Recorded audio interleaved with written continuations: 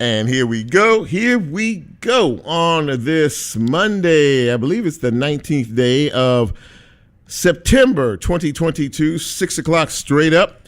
You're in the midst of Real Talk Memphis. Good to have you all with us on WYXR 91.7 on your FM dial. It's hot. It's all that's my beginning salvo. It's hot. When I drove in here, the real temperature was 96. The heat index is 101. This is just the beginning, ladies and gentlemen, of what is going to be a blistering 3 or 4 days before things start to cool down just a little bit on the first day of fall, which is Thursday, by the way. It sure won't feel like it. Temperatures will be probably 100 degrees and up the next couple, 3 days. Before things cool down. No rain in the forecast, but I think we'll see temperatures mid-80s somewhere, maybe on Friday, heading into the weekend. So, yeah, there's something to look forward to, but right now it's just hot. So the hot weather rules apply, ladies and gentlemen. Drink plenty of fluids, and, if you don't have to be out in this intense heat, why go out and hang out, right? Just kind of keep yourself safe, check on your pets, check on the elderly, make sure everybody is doing okay. Speaking of, how's everybody doing this week? It's Monday. It's the beginning of a brand new week. I pray that you had a nice weekend, because it was a nice weekend weather-wise out there. I hope you had a chance to enjoy yourself, and I hope your Monday wasn't too bad as well. So we're going to have a pretty good show tonight. I'm always semi nervous about this show, just to make sure that everything goes well for each and every one of you out there who might be listening to the broadcast. And speaking of, for those of you who are interested in figuring out or finding out how you get this fine piece of radio broadcasting, a number of ways. Of course, we talked about 91.7 on your FM dial, which is live and local right now. You can also catch us on the WYXR app. We are on the TuneIn app. These are all live components. Facebook Live, we're on that tonight as well, Facebook Live. And we'll be posting a bit later on to YouTube. And, of course, as we are a podcast, when they post the show tomorrow, you can get it wherever you get your podcast. So now that we're clear on that, we're all, on one accord, all minds and hearts agree, or all hearts and minds agree, or however that goes. Anyway, as I said, we have a pretty good show for you tonight on its face. County Commissioner District 10, Britney Thornton, will be our guest later on in the show, second half hour of the show. She's going to be talking to us. She's newly elected, and of course, I believe she is actually the youngest member of the current county commission as is set up. So we'll talk to her about why she decided to run and what she is looking forward to as this process moves along. We should also be speaking with Pursuit of God Church Pastor Ricky Floyd. Will be joining us. He should be joining us in a few minutes. Fingers crossed there. He's also a community activist, very big in the Fraser community, and doing everything he can to try to help, make life better for those folks in that particular part of town. And we are going to focus on Hispanic Heritage Week. This Hispanic Heritage Week started a couple of days ago, 3 days ago, as a matter of fact. Goes through October, and we're going to have my friend Talia Palacio is going to join me a little bit later on. And, of course, she also hosts a radio show here at WYXR as well. So there's a lot going on tonight. We hope to have a very good show. And, of course, very happy to have you with us this evening. So, by the way, if you are celebrating a birthday, or you recently celebrated one, or you have one coming up this week, this part of the program is for you, because nobody does shout-outs, birthday shout-outs, anywhere in the city better than we do right here at Real Talk Memphis. We always like to celebrate another trip around the sun, and we have a big list, so let's get to it. But I have to say, hit it, Lola. Happy birthday! Yep, a lot of folks tonight. A lot of folks who are celebrating birthdays. Let's get to it, shall we? Happy birthday is going out to Rosalind Withers. She's celebrating today. Rhonda Warner is celebrating her birthday as well today. Let's see here. Kenneth Vincent, happy birthday to you. Teresa Blackman celebrating. Reggie Johnson, happy birthday to you. Daryl Mickens, happy birthday. Nikki Taylor, Mr. Marshall, Demetrius Mays Graham celebrating today. Pamela James, it's your birthday. David Morgan, happy birthday to you. And Shirley Pickens celebrating. Happy birthday to each and every one of you. Also, my niece had a birthday yesterday. Her name is Erica Ransom, and she's living out there in Northern California. Very happy special birthday to my niece, Erica Ransom in California. And to each and every one of you, happy birthday. I hope it was a great day for you, and I hope, if the Lord says so, we will be back here again next year to celebrate your trip around the sun. Thank you, Lola. So, few news and notes to get into. By the way, Makita's Cookies. They reopened this Saturday, this past weekend, after being closed since the shooting death of young Dolph last year. They decided to open up that location on Airways where that happened. At the end of the day, business is business. And, I think that, even young Dolph would want them to move forward in the process. It is, as I said, a business.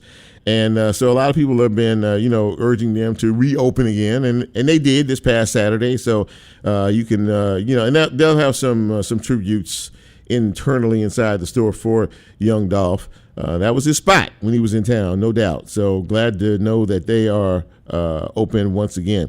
Before I forget about it, I was reading an article this afternoon. 16 Starbucks stores are closed in various parts of the United States. Now, someone said to me, "Now, do you think that this has anything to do with a lot of these employees wanting to get unionized and the whole nine yards?" Actually, according to the corporate company, they say it's because of violence. Increasing violence in many of the stores. I mean, from Los Angeles, California to Seattle, Washington. They're closing stores in New York City. Now, if you know Starbucks, they have thousands of stores all across the country. So, I think in the collective whole, 18 stores is a microburst to them. But what's troubling is if we are to believe the headlines, that this is because of violence and because the employees don't feel safe. The locations, aren't safe anymore because they've had acts of random violence. So none of us want that. So we want everybody to be safe. So we'll see how all that breaks down as time moves along. Maybe several of you might have read about FedEx. FedEx in this last quarter, their numbers were way down in terms of revenues. So they are putting a hold on hiring. It depends, and they're closing some stores, several stores, around the country. Last I read, Memphis was not going to be directly affected by this, but keep your eyes open because when revenues are down, companies start that gets their attention and they start making some serious changes out there as to how they do what they do and until things sort of level out. All right, the Shelby County Clerk's office is closed this week. I'm sure that many of you who decided to go out there today to check on your tags and your licenses found that out. She announced it a while back, but apparently there are folks that went out there who don't really listen to the news or pay much attention, who tried to get in line and were met with a note at the door that says, "Stop, we are closed this week to catch up on the backlog. The doors are locked." They are trying to clean things up, so they say, so they can reopen again next Monday. So again, if you're within the sound of my voice and you did not know, the Shelby County Clerk's office is closed again for the entire week. Okay? All right, good. And speaking of that, this whole Shelby County Clerk issue, apparently Mayor Harris has weighed in, and he wants more of an accounting because he says that people are calling his office complaining about the fact that they still have not gotten their information, that the clerk's office is closed. The same story we have heard for a while. He is basically saying that he wants oversight. He wants people in there checking on them to see daily to see what kind of progress they're making in terms of all of this. I'm pretty sure it's just a thought. I'm pretty sure that Clerk Wanda Halbert will not be happy with this insertion that the mayor's office is trying to interject in this whole process. They've been going at it for a while, not particularly good friends. So but he has kind of made it publicly clear that he doesn't like this, and he's going to step in to see if they're doing everything they can to help the general public in this process. So let's move forward ahead, shall we? Let's take a glimpse at 2023. And, of course, we will be electing a new city mayor in 2023. And names are popping up all over the place, of course. And we have two absolutes, which are Van Turner, former county commissioner, and oh my gosh, I forgot his name off the top of my head. But he's over the Memphis commission downtown there. If you guys can remember, shoot me a note here on Facebook Live. But there are two announced candidates. Shelby County School Board President Michelle McKissick is exploring a run. She is taking a look at the landscape. You know how when they say exploring a run, they're announcing their intentions, but they're not formally announcing. So in all fairness to this, an exploratory committee is what she is forming. But, she sounded like a politician already, saying that, the mothers are tired and people are looking for another direction, and we need to shift the parameters and shift everything around. And so be expecting a formal announcement from her sooner rather than later. And let's see, there were some names bandied about in the paper today. Pastor Keith Norman is one of those folks who may or may not decide to run. Current Shelby County Sheriff Floyd Bonner is toying with the possibilities of it. He has not said he would. He did say that he would make an announcement one way or another in the next month. So yeah, things are starting to heat up, and folks are starting to at least put their names out there for folks to maybe think about and consider. The water situation in Jackson, Mississippi has been rectified for the time being. The boil water notice has been lifted. Thank God. They went through that for almost a month and a half, and now they are in good shape. I've been meaning to do this last story for a couple of weeks now, from the Who Would Have Thought It file. Los Angeles, now what do you call them? Exotic? What is exotic dancers, right? Exotic dancers are trying to form a union. They're trying to form a union. I wanted to, I have two ladies in here, so I need to be politically correct when I say things like this. That's why I ask those questions. They are trying to become the only unionized exotic dancers in the entire country. And of course, they had a big protest. They had a big demonstration over the weekend. This is one of the places in North Hollywood out there in California, of course. One of the dive bars in North Hollywood are trying to get the backing of a national union. And they're getting closer, by the way, because they're starting to get some attention out there. So I'm not going to ask you what you think about that, but the exotic dancers are looking to unionize because you know what, they have rights too, and they want to make sure that they're. Look, see, the Lola's all like with the no cold back here. They're all with the hands raised and everything like this. So I'm done with that. Okay, that's a look at news and notes on this on Monday. When we come back, we are going to get things started with my friend Pastor Ricky Floyd. This is Real Talk Memphis. I'm Chip. You know who you are. We'll be right back.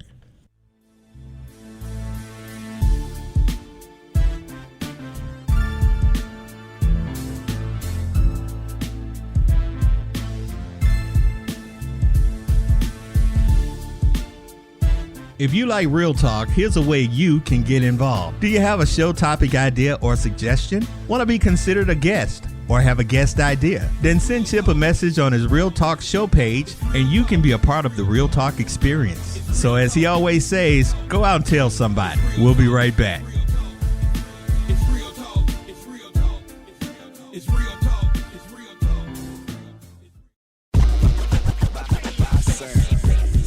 you a fan of the sound? Be sure to block your calendar for December 3rd when we'll be throwing WYXR's inaugural music festival. From the airwaves to the stage, Raised by Sound Fest is a free day-long event showcasing local and regional talent. Come out to enjoy free live performances from 1 to 7 p.m. at Crosstown Brewing Company and the Crosstown Central Atrium, along with a day full of DJ sets from your favorite WYXR DJs. At night, stick around for ticketed events in Crosstown Theater and at the Green Room at Crosstown Arts from 7 to 11 p.m. We'll be announcing the full lineup soon, so stay tuned. If you want to be the first to know all the details, sign up for email updates at raisedbysoundfest.com.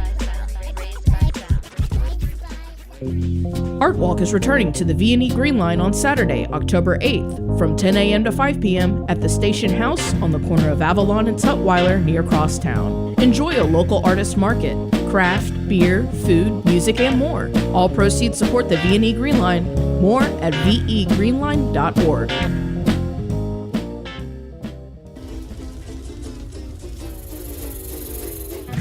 WYXR is supported by Onstage at the Halloran Center, presenting Tequila Rock Revolution on October 1st. Tequila Rock Revolution is a metal-fueled spectacle of sound and sight, paying homage to the tradition of mariachi. More information at orpheum-memphis.com.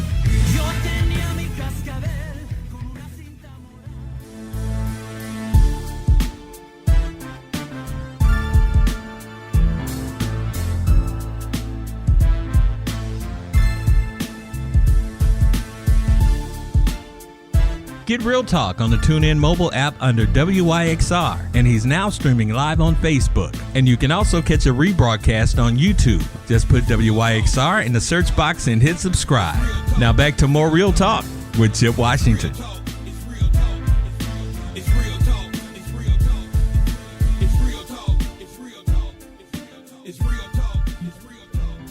And welcome back to Real Talk Memphis on this Monday evening. Your boy Chip with you. Very happy to have you along for the ride. And always glad when my first guest drops in because when he leaves us, he always leaves us with some knowledge. He is the pastor of Pursuit of God Church, and he is a community legend. Now, I don't use those terms lightly, but I know that he has been on the streets. He's snickering at me right now, but he's been in the battle out there, especially in Fraser. Now, look, I'm trying to set you up good, my friend. Ladies and gentlemen, welcome to the show, Pastor Ricky Floyd. Good afternoon, good evening, sir. How are you?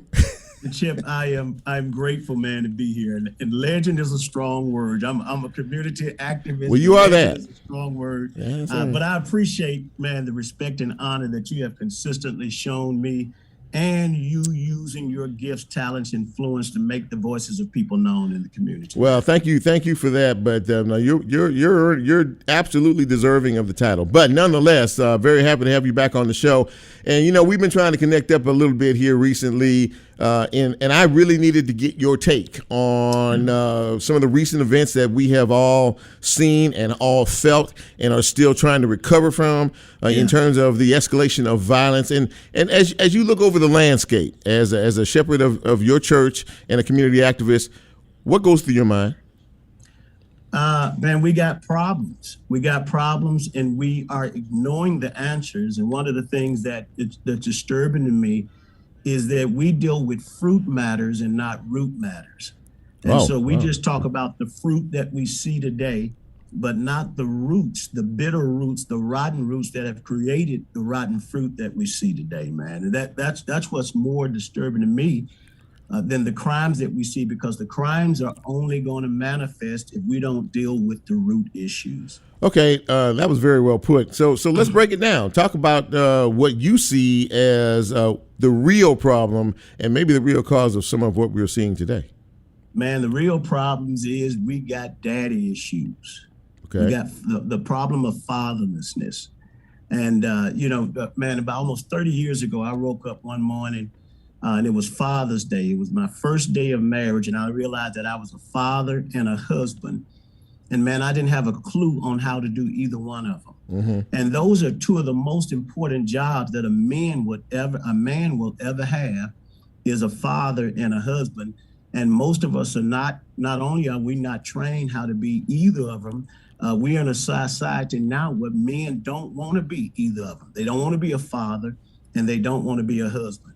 The Bible says, until the father's hearts turn back toward the children and the children's heart turns back to father, the land is going to be damned. It's going to be cursed. And that's what we've got to do, man. We've got to grab. It amazes me how people will condemn, criticize, and complain about the state that our boys in, but nobody's confirming, nobody's affirming, nobody's completing. And we have a society now, Chip, where grown men are competing with their sons for jobs, for girls, for prestige, for sales and those type of things right there. And we've got a dysfunctional society. And I'm long with it, but let me say this. As a pastor, people may think I'm crazy for saying this, but when we killed R&B music, we killed our community, man. Okay, well. Having said that, I know I did about 13 things. But you asked, man. That's all right. That's exactly right. And I was listening intently to what you were saying as well. So, clearly, you feel like fathers, are not living up to what a father should be. But I think when you made the last reference to the music, you're talking about what we are listening to, or what the young people are listening to today, the type of rap and the type of really detrimental music. Is that what you're speaking about? Man, I have tonight, I told you, that's why thank you for allowing me to come first. I will have about 40 children tonight in a mentoring program with the ages range from 8 years old up to 17 years old. Okay. Last week, I asked this question, Chip. I said, can anyone tell me a love song that's out right now? You could hear crickets in the room. There are no love songs. Our songs are about drugs. The most popular songs about drugs, about sex, about robbing, about killing, about selling dope, and it's programming. The average child hears their favorite song 16 times a day. And so if you hear Molly Percocet 10 times a day, then when Molly Percocets come into your life, it's not a foreign object to you. You've been listening to that for 6 months, Molly 16 times a day, then it's not a strong temptation to resist that, because it's the norm. It's a lifestyle for you. So the group that you mentioned that you are going to be mentoring shortly is a very critical group, a very critical population.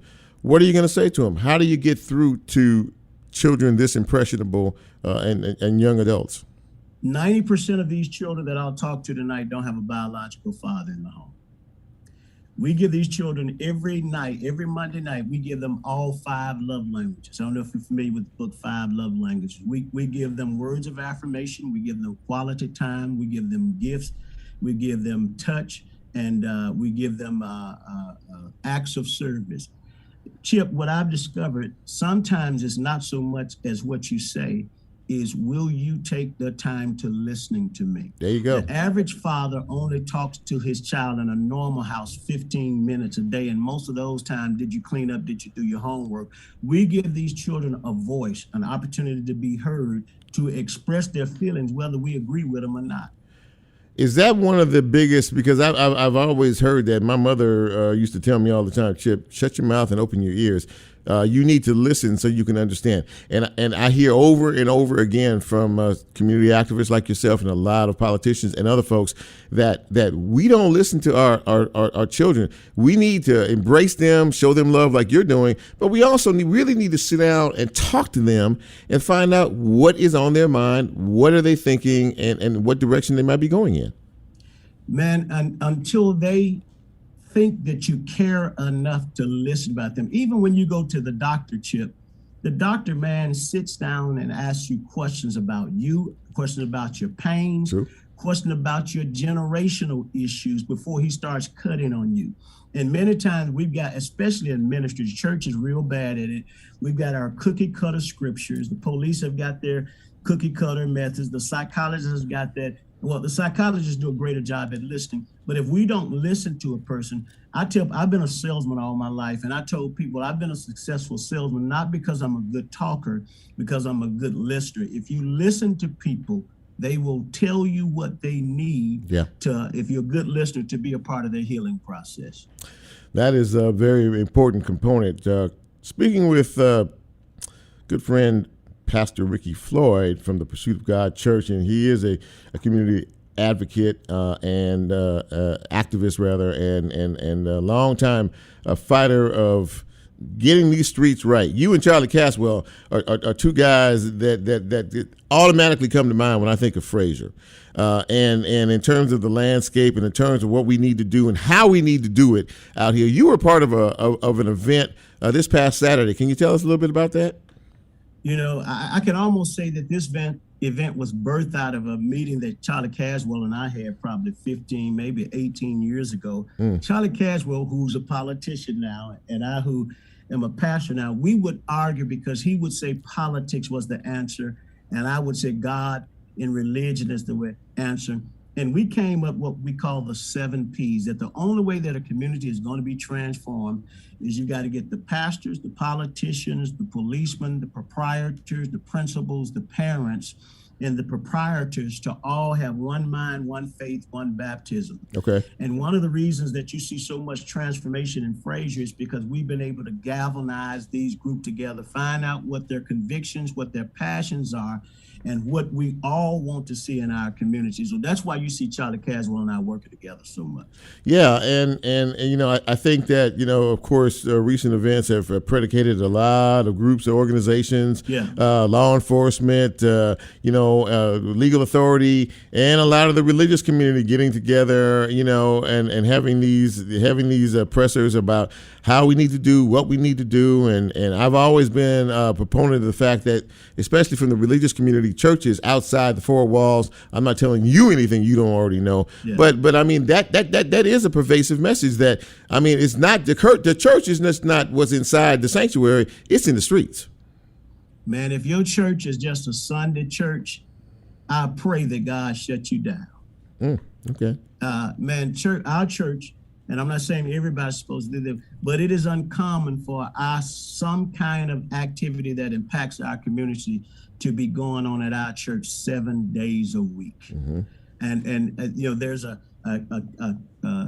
teaching that's called the 7 Mountains, where I believe the church is supposed to impact politics, religion, family, economics, arts, entertainment, and education. So we're involved. Matter of fact, today I've almost had a meeting with every one of those 7 mountains today, because what the church has done is we've been competing. What I say, we've been competing over 2 snagger-tooth, non-tithe, and ain't gonna live right members, and we missed the opportunity to take authority in communities. Yeah. See, I consider myself a gatekeeper in Frazier. When things come to Frazier, I want to know what's your intention, what's your emotion.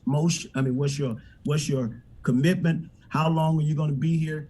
And I respect gatekeepers in other communities. One of my members has a son that has a problem in the Whitehaven community. Man, I didn't go to Whitehaven. I called Earl Fisher today, and anybody knows me and Earl Fisher are not the best of friends. Yeah, that's true. But I called Earl Fisher today because I respect his authority in that community, and I called Melvin Watkins. So I didn't have to go to Whitehaven. I called the people who have authority in Whitehaven and see if they can get some things done for me.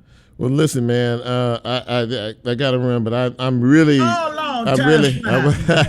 well, you told me, but see, I respect you. I respect you in your time. I know you have I think you have a meeting coming up, but listen, seriously, I really thank you for taking the time to come on this show, because if I know you, if I know anything about you, you will tell it honestly and like it is, and the way things need to be. And the only way we're going to get over this hump is to do more listening and really focusing in on what the causes really are. Hey, you said this is Chip, your boy, with the introduction. I want to argue with you. I want to say Chip the man. Chip the man. Thank you, man, for using your media influence to make the voice of visionaries and to change the life of people from being victims to victorious. I really appreciate you, bro. I really appreciate you too, man. And we'll talk again soon. You take care, okay? Thank you, sir. Take care.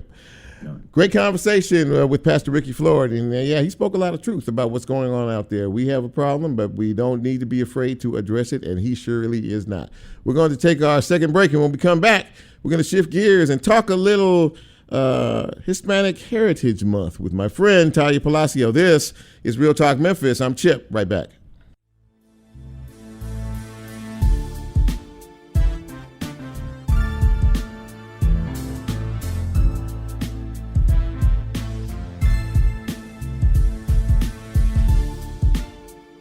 If you like Real Talk, here's a way you can get involved. Do you have a show topic idea or suggestion? Want to be considered a guest or have a guest idea? Then send Chip a message on his Real Talk show page and you can be a part of the Real Talk experience. So as he always says, go out and tell somebody. We'll be right back.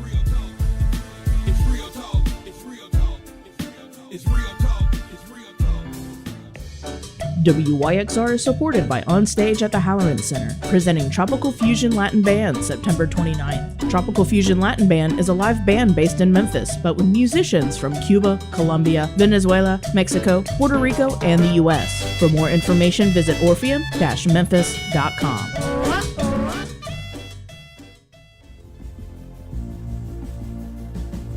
WYXR is supported by Graceland Live, presenting the American Dream Pop duo Beach House, Monday, September 26th, to support their latest album, Once, Twice, Melody. More information at gracelandlive.com. This is Clark Ortiz, co-founder at Crosstown Brewing Company. We are proud to be WYXR's official beer sponsor for 2022. Memphis music deserves Memphis beer. Working with the WYXR team has been an awesome way to support local community radio and foster a deeper connection with music while doing it. Our Instagram and Facebook pages feature all the updates regarding CBC and WYXR's frequent collaborations. Enjoy following along.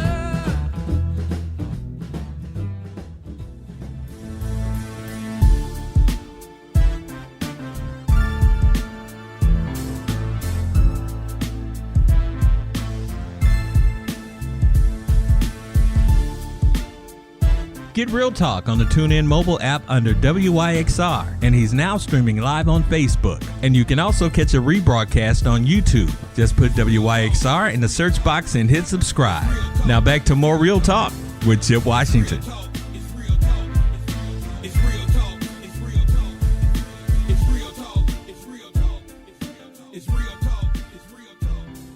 And welcome back to Real Talk Memphis on this beautiful but hot Monday evening in the city.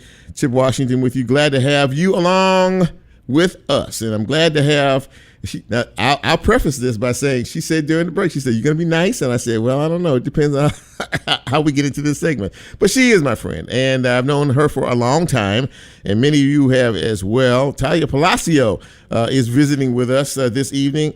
Hello, my friend. Hello, my friend. Hola, Chipper. ¿Cómo Oh, estás? yeah. Oh, bien. ¿Cómo estás? Feliz mes de la herencia hispana. See, that's what happens. See, you show off when you get in here. And my limited lack of Espanol. Hola. Oh, ha. We've been around each other. I know. Where you could say, like, and you've been around the Hispanic community, where you can say basic words. I will not be ashamed. I can't say, well, yeah, I can say uno, dos, tres, and You don't count. hola, and, blah, blah, blah, blah. Adios. Yeah. So anyway, it's good to see you. It's good to see you. And, we are celebrating Hispanic Heritage Month, and I wish you a happy Hispanic Heritage Month over the weekend. Thank you. It's a big deal. It is. It is. It's a very big deal, and I think that the city, I think more and more has embraced it because this is a very growing community. And talk a little bit about that, if you will.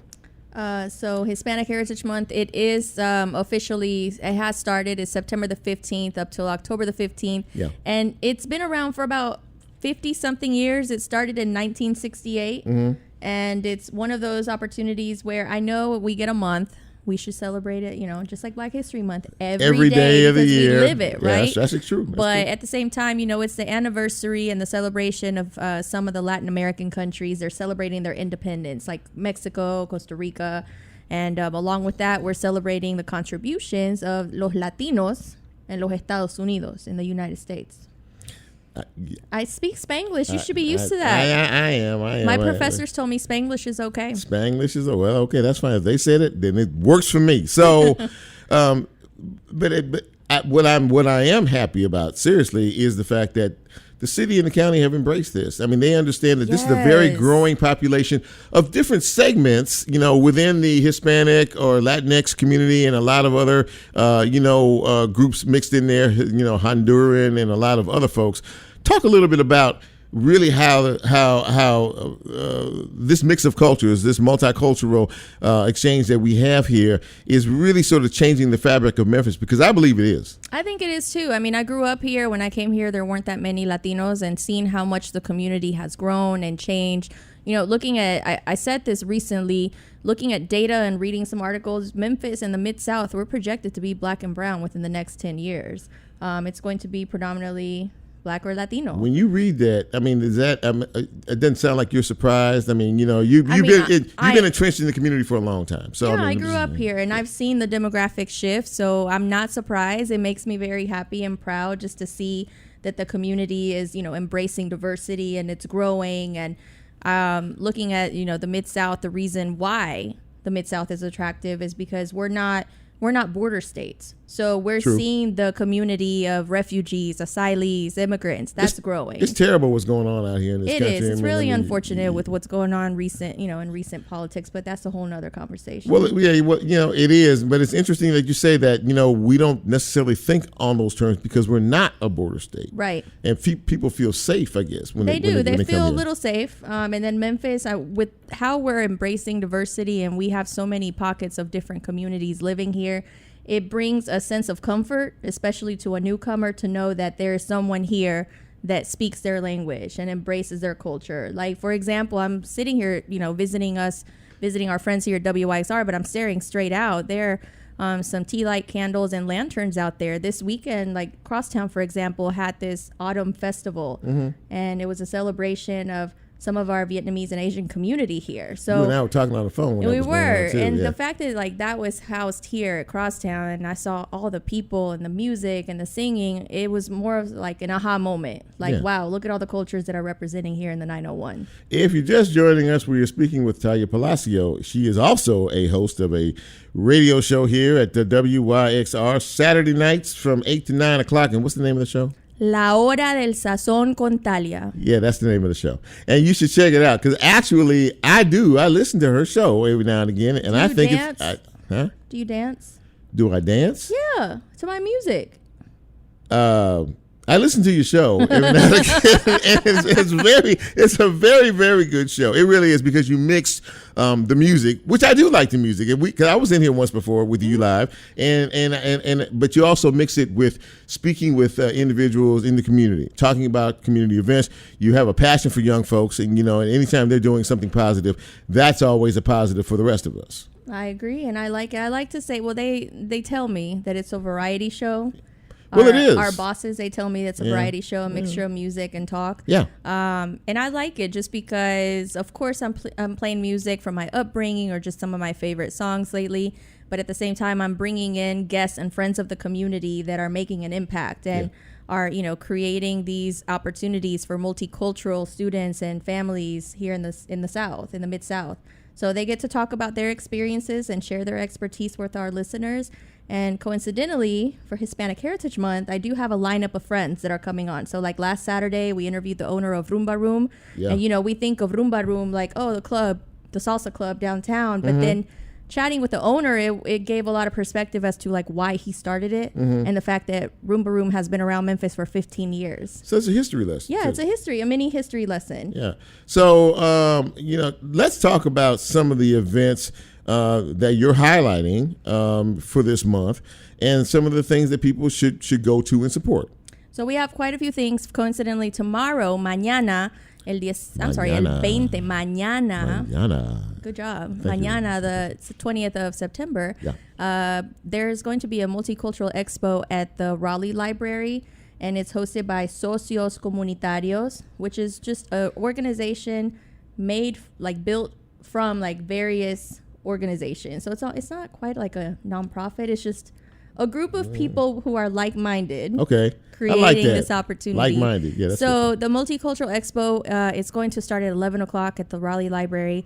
And the premise for that is to educate our community and share various resources and the organizations that support multilingual students and families. Very important. So very important. So we'll have like refugee empowerment, world relief. We have I'll be there with Russ College, and some other schools and institutions will be there as well. There'll be, those that offer medical services. It's going to be a variety. So Mañana. Okay, that's Good right. job. Thank you very much. And then this weekend we have Latin Fest presented by Casa Teatro Bilingual Theater Group. And that's a biggie, isn't it? that is huge. That's They're a big deal. Latin yeah, Fest, I think they're in their 5th year, and they have it at Overton Square. It's from 12 to 6. That's gonna be. You'll have food, dance, performances, a little bit of everything. So I think that's a great opportunity to learn about the 21 Spanish-speaking countries, and you'll that get are represented here. That are represented here. There are 21 Spanish-speaking countries total. Represented here in Memphis. Well, yes, because Okay. there are 21 Spanish-speaking countries total, but Oh, okay, there's so quite you're a saying few that- here in Memphis. Okay. Yeah. Do you think we have representatives from all 21, or maybe close? I do. Well, maybe 20. That's a big deal. Because, Talia, that's a big deal. It is. It's huge because number 21 is the Equatorial Guinea. And when I talk to our students, I think it's like the light bulb moment when they're like, there's a Spanish-speaking country in Africa. And I'm like, yeah, it's the Equatorial Guinea. Their official language is Espanol. You've been in education. You're always teaching. I'm always, right? You're always in and out of the classroom. It teaching. never stops. It never stops. And, we have quite a few things going on around town. What I always like to tell people is to ask and learn. Like, there's no right or wrong answer. Just ask and learn. Ask the question. Yeah. Ask the See how question. you can get involved in the community to learn about all the ways you can celebrate Hispanic heritage. Or if you have friends that are of Spanish-speaking backgrounds, ask them about their background and their heritage. Like, that's step one. I'm sure they won't be afraid to tell you. They definitely won't. But it depends on how they ask, too. Okay. Well, That's another conversation. That's another conversation. That's like the third time that we have to have another conversation about this conversation that we're having now. But that's okay. That's how you and I roll anyway. And just to be clear, ladies and gentlemen, we don't argue. We have a banter. Talia and I have a banter with each other, and she gives as good as she gets. I can tell you that right now. She's tough, but anyway, No, I'm not. that's what. I'm, She is. She's tough. No. So anyway, listen. I gotta go, but I will tell you this. I'm glad you came because, and you always give us seriously a history lesson of what is going on here, and not only that, you're inviting everyone to be a part of this big tribe. Yes. Come to the tribe, come to the village. There's nothing more beautiful than experiencing different cultures and interacting with people of different backgrounds. That's what makes us Memphis. That's what makes us who we are, right? That's exactly right. I appreciate that, and I thank you for taking time. I know how busy you are to come by here and visit with us. I very rarely have visitors here. I don't even like a lot of folks around. I feel so special. I'm a part of your team. Yes, I'm here in person today. Yeah, she is in studio. If you're watching Facebook Live, you can see her out there. And but in any event, thank you for coming. We look forward to some good times, events coming up. You and I'm sure will get together in some iteration between now and the end of the year. I just we do. We have a lot of stuff coming up here. October the 5th from 5 to 7. We're celebrating our 2nd birthday together at WYXR. Yeah, that's right. Yeah, 2 years here. 2 years. 2 years. Happy birthday to you. Happy birthday to you. Feliz cumpleaños, Chip. And Real Talk, feliz cumpleaños. Yay! I heard real talk in there. That's a good thing. I like that. That's good. Thank you, Talia. Thank you. Gracias, Chip. So we're going to take another break. And when we come back, we're going to talk to a county commissioner about why she decided to run and what we are going to expect from her as time moves along. This is Real Talk Memphis. I'm Chip. We'll be right back.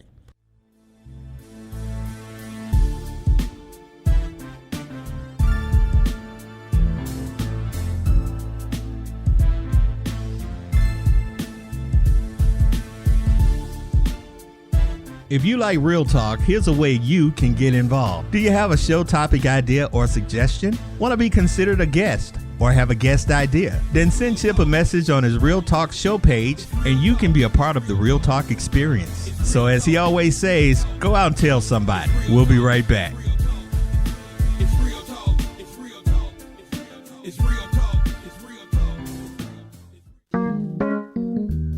Support for WYXR comes from Focal Point. Located in Crosstown Concourse, Focal Point is a Southern College of Optometry clinical facility that offers fittings with designer eyewear and eco-friendly frames. Learn more at focalpointcrosstown.com. Memphis Music Festival returns to Radiance Amphitheater at Memphis Botanic Garden on September 30th through October 2nd. This year's fest features the excitement of the Black Keys, Widespread Panic, Wilco, Jason Isbell, Portugal the Man, Tank and the Bangers, Bobby Rush, and many more. Visit memphofest.com for ticket packages, lineup information, FAQs, and more. That's memphofest.com.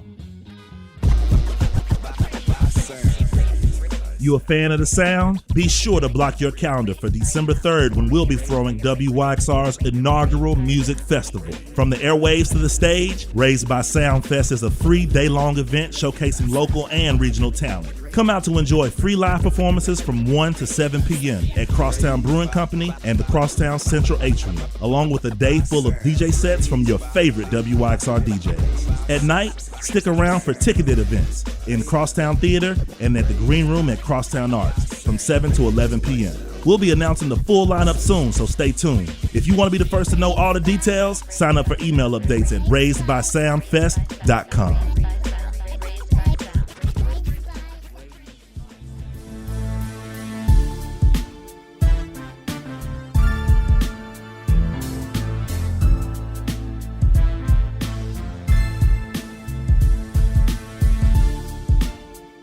Get Real Talk on the TuneIn mobile app under WYXR, and he's now streaming live on Facebook. And you can also catch a rebroadcast on YouTube. Just put WYXR in the search box and hit subscribe.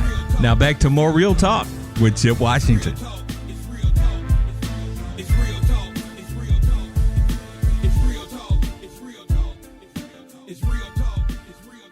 And welcome back to the big broadcast on this Monday evening. Chip with you. My Facebook Live roll call, Sarah Gum is checking us out as is Bishop Charles Rogers. Bishop Rogers, good to see you. Marcus Friday, my rodeo friend, is checking us out tonight. Audrey Hill, Jet Lucas. You know, Jet, I've known Jet for a long time. He's a radio guy in this town who helped me out quite a bit. And I'm glad he found some time to checking us out this evening. He really enjoyed the conversation with Pastor Floyd, by the way. And my friend Michael Harris. And if I didn't catch you, that's because I don't see you, but I know you're there. And I also know my next guest is here. She actually is a repeat guest on this broadcast. Last time I talked to her, we were collecting change for our Orange Mound community out there. And I'd like to welcome to the show Canal County Commissioner Britney Thornton, District 10. And Britney, good to see you again. Yeah, you reminded me. That's been so long ago. See, you know what? You're supposed to, when you have these memorable moments, beside being, elected to office, Real Talk Memphis should be one of those things that should be locked in there. But I digress. Anyway, it's good to see you. It's good to see you. Good to see you too. So, congratulations on your election. Am I correct in the fact that you are the youngest commissioner on the board? Yeah, for sure. And the youngest female in the history of Shelby County. Youngest female in the history of Shelby County. Well, congratulations on that, too. So, let's back up a little bit. At what particular point did you decide, you know what, I think I should run for office because I think I can really make a difference in this county? Yeah, for those that can remember, in 2019, I ran for city council. Mm-hmm. And so that was my emergence into politics here locally. And I worked really closely with Commissioner Milton over the course of my years of being an organizer. So I feel like he's like the role model of like what strong relationships with like young adult talent looks like. And so I really appreciated his support and just decided that when the position was made available that I would run for it. Well, you did, and you won, and this is of course a kind of a history-setting, county commission board with the most females ever elected to the board in the history of the county commission, most black females, and I think it's mostly Democratic, and it's been some time since it's been that way as well. Do you think that? Well, let me just ask you what your thought is on everything I just said. These are all big changes, and these are all things that have never happened before in the history of the county commission. What do you attribute all of this to? If you look at our city council, there's some pretty similar dynamics. I'm pretty sure on city council, don't we have 5 Black women? I think so, but never on the county commission. This is the county commission, so this is a different deal. And I mean, you all have, it's a fine August body. But seriously, I mean, in terms of the landscape of what we're looking at now, what do you all? I'm sure you all have had conversations about all of this. What do you all attribute this a change in county government to? Yeah, well, redistricting through kind of a wrench, and it required a lot of organizing. There were some really close races, particularly for Democrats in Commissioner Avent's and Commissioner Whaley's seat. Yes. So I know that Commissioner Avent, she fought really hard for her position. And so, I mean, it's been an intentional process of getting Democrats in place. And then, seeing this rise of Black women leaders, it's just been a really nice turnout. And I think that, Black women are turning out in mass, and we're a large voter block. So it just makes sense that we would have a lot of Black female leaders. If you're just joining us, we are speaking with District 10 County Commissioner Britney Thornton. And now that you are in and you've been sworn in and you're in the seat, what are some of your priorities moving forward? Your in particular, what do you want to work on, and some of the things that you want to see changed? Yeah, my eyes are focused on housing, transit, and economic development. That's what I want to focus on over these next 4 years. I guess right now the stage we're in is just really organizing. So District 10 is the south side of Memphis. So we're talking about Hamilton High to Graceland, and South Memphis out to Cherry Road, really including that Getwell corridor, and then the Coliseum over to the FedEx Hub. Okay. So hopefully that'll orient some folks to where we are. So we're talking about a lot of communities that we know and love, and a lot of disinvestment. So our neighborhoods are not organized. So I'm going to start there as an organizer, so we can figure out who the people are that I will be representing, and make sure that they have channels to reach me.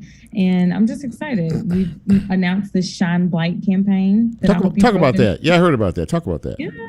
So unfortunately, some of the contributing factors to Eliza Fletcher's story was blight. You talk about an abandoned house, overgrown grass being a contributing factor to her body being able to just be left in South Memphis. And so in response to that, and just seeing the narrative around South Memphis skew towards negative, I was like, there's something that needs to be done. And so my uncle called me. He's like, it's time for you to lead. And so some ideas that I had just been mulling over, it just felt like the time was right to be able to step out. And so we're shining blight all across District 10, which just basically is us scaling up a project that we did in Orange Mound called Mow the Mound. So we're going to work with local service providers to identify lots and get those lots cut, and then we'll sit back and we'll count our successes and figure out what our next steps will be. And now blight is a very, very big issue here. I mean, it has been for a long time, and I did know that there has been kind of an increased spotlight on blight in some of these communities, and getting them cleaned up and getting them sort of reset and reestablished again. In all of the areas that you mentioned that you are now representing, is the OM part of that, Orange Mound? Of course. I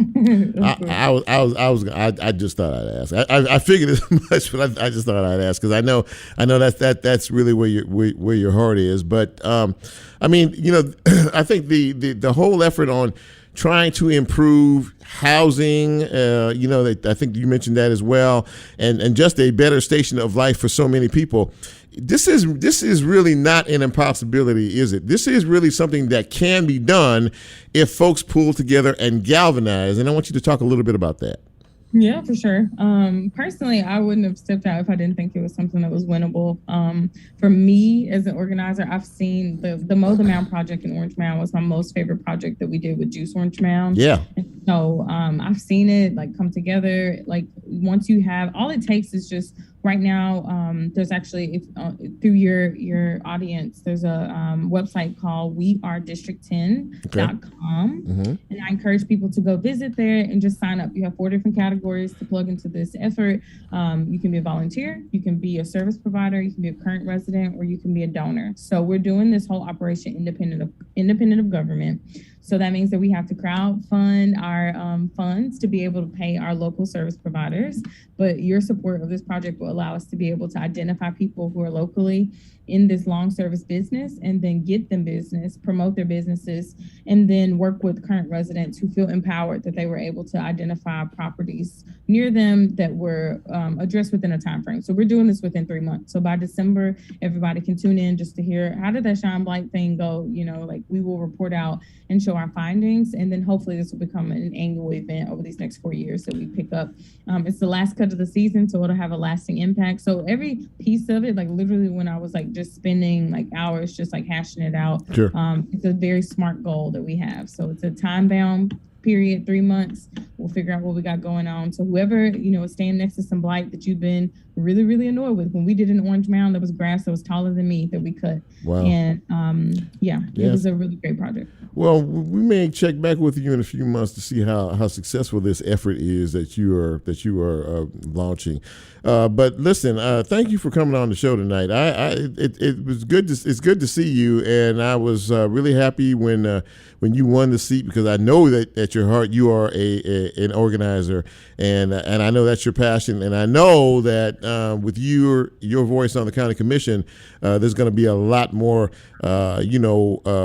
collaboration and organization involved in all of this. That's the only way we can get things done.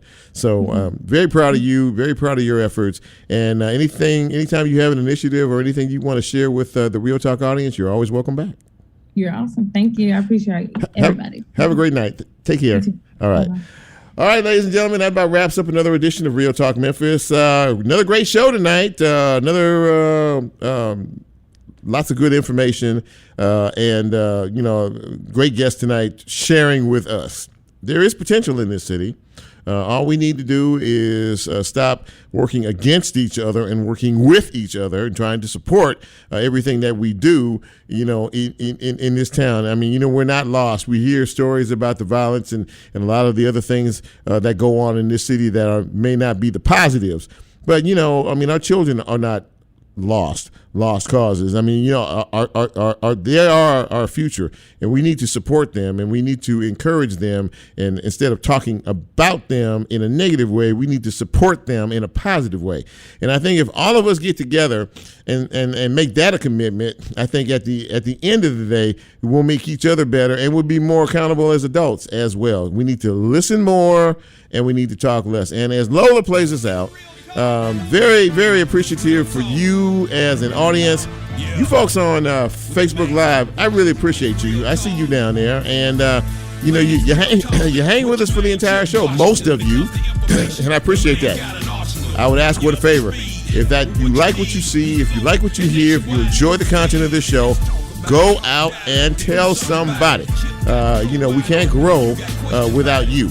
And so I lean on all of you to support what we're trying to do here, what we're going to continue to do here, and as we continue to grow. So tell folks everything that you can about Real Talk Memphis.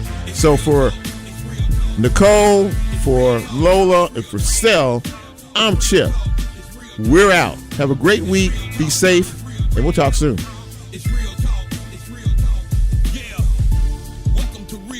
Hello. How you doing? How are you?